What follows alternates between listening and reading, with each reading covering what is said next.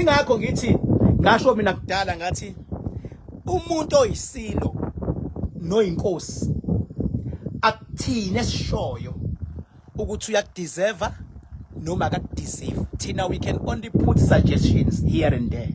Kodwa once wagcotshwa, uyabona bengakagcotshwa singasho noma yini singamthatha simlahlelele bengagcotshwa. Kodwa once wagcotshwa kwaze kwenziwa nemicimbi akusekho about abantu abaphilayo ukuthi uyisona isilo or uyiyona inkosi noma ngoba usegcotshiwe. Uma ngeyona sekumele amadlozi akulobo bukhosi enzeni kube yiwona azomthatha ambulali ngoba yindaba ubengakudeserve.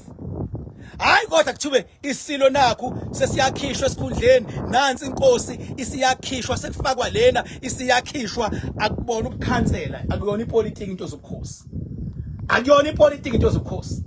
Yini konke into zobukhosi? Into zobukhosi into esuke ithinta abantu abaphansi bakulowo mndeni nakuleso sizwe. So uyabona ke masikhuluma ngongizwe emkhulu, sikhuluma ngesilo.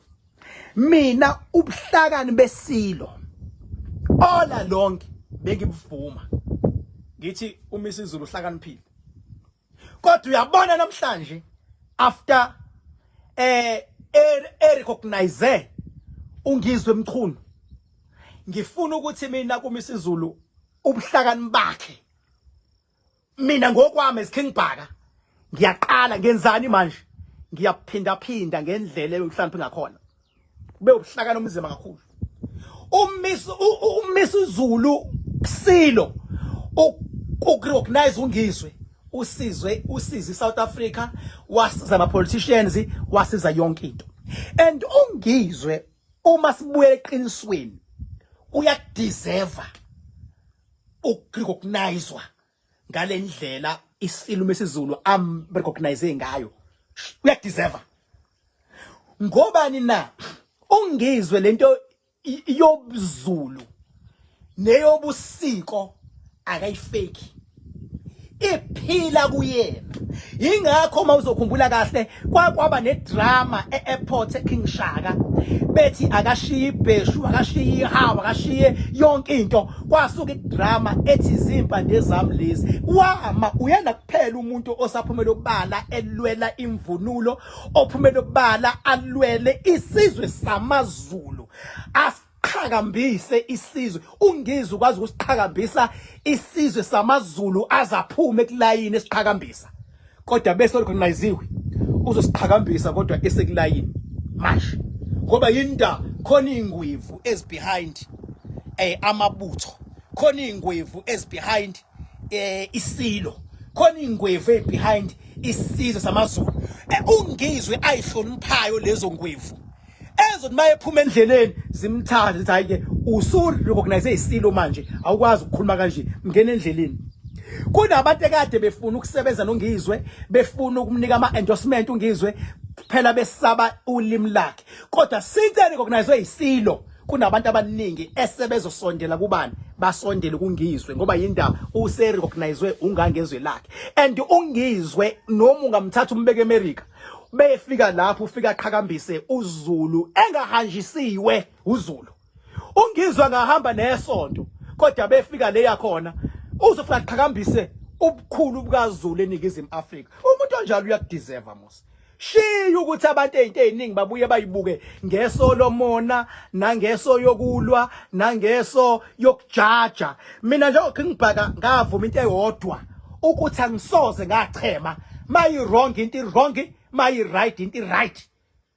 Ungizwe ubedeserve futhi ungizwe udeserve ngisho isikhundla esiphezulu sokulawula amabutho ngoba yikho language angakwazi ukuyikhuluma mase kumele ekhulume ngoZulu. Even isintu ukwazi ukusikhipha ngamakhala.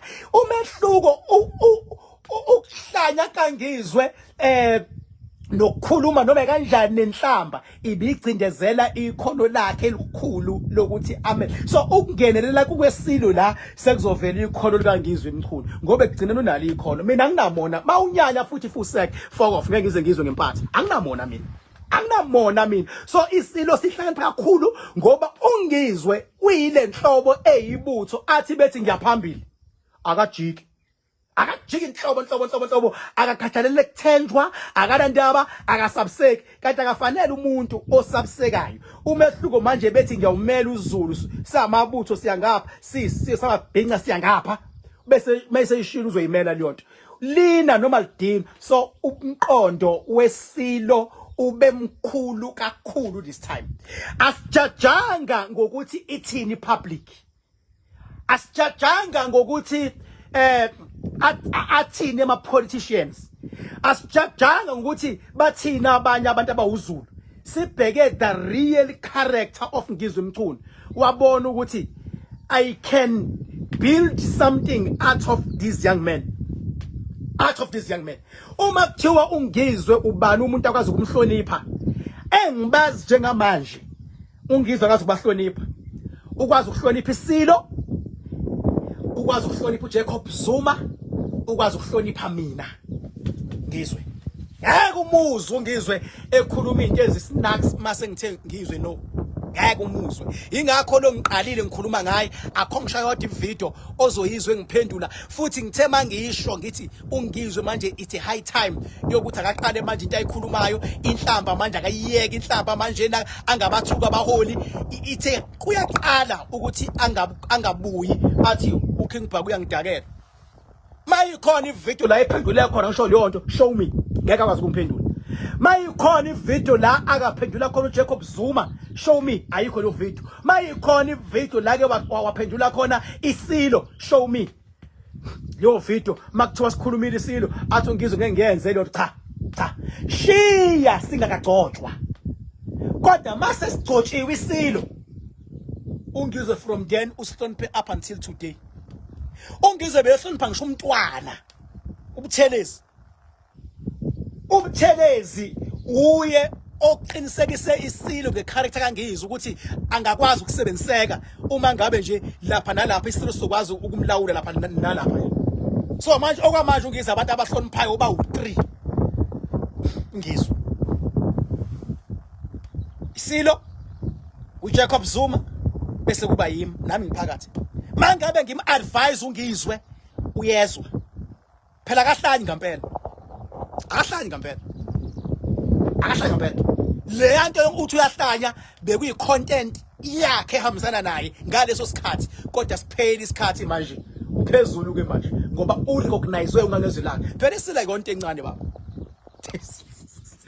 Nikhumbuleke ukuthi ngishilo ngathi zonke indlela ziza emakhanda la kwi King Bhaka